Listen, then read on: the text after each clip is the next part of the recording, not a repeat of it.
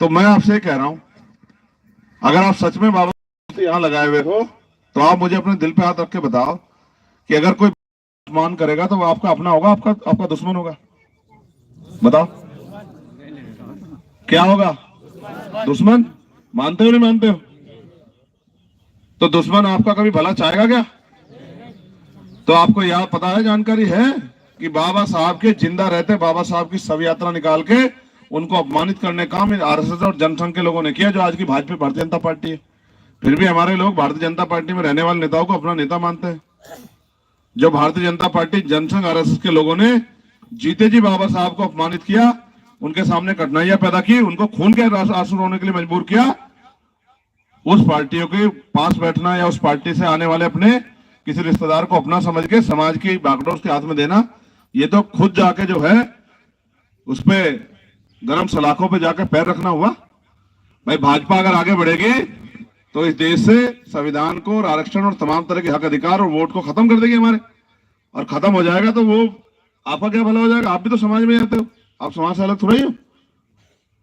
इस देश में हजारों साल हमने इतिहास पढ़ो, ये जो नौजवान लोग हैं इनसे भी कह रहा हूं इतिहास पढ़ा करो।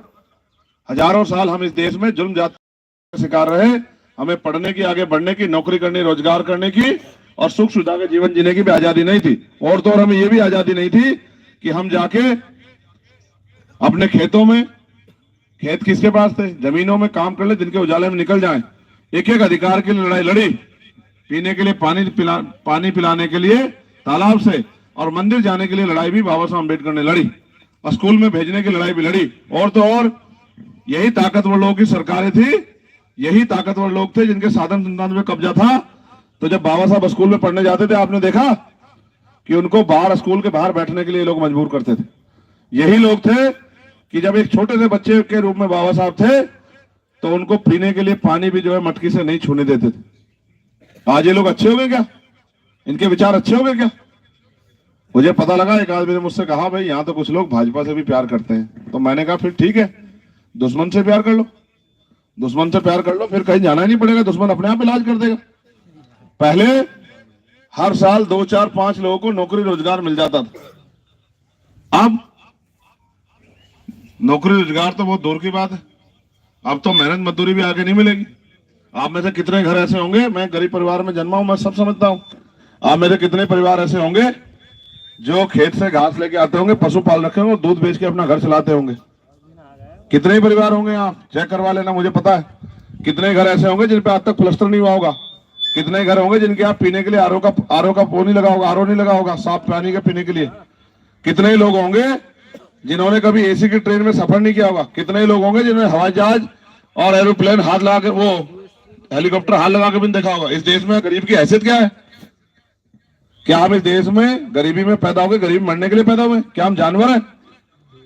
हम भी देश में राजकाज प्राप्त करके सुख सुविधा प्राप्त कर सकते हैं, लेकिन राजकाज कोई बकरे की सवारी थोड़ा ही है, राजकाज तो शेर की सवारी। अगर आप शेर के ऊपर नहीं बैठोगे तो शेर आपको खा जाएगा। ये वोट है, दो-धारी तलवार है।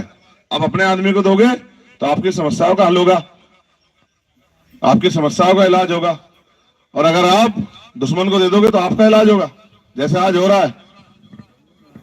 अगर इलाज से बचना है, आप बताओ, पुरानी पेंशन में 500 रुपए दिखाते हैं और सबको नहीं देते। 500 रुपए में चल जाता महीने भर घर।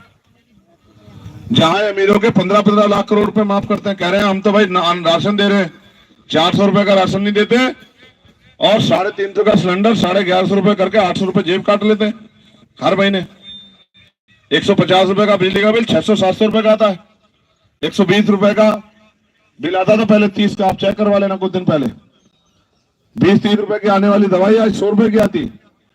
हर चीज पे कई गुना दाम बढ़ गए, लेकिन मेहनत मजदूरी आमदनी बढ़ी क्या?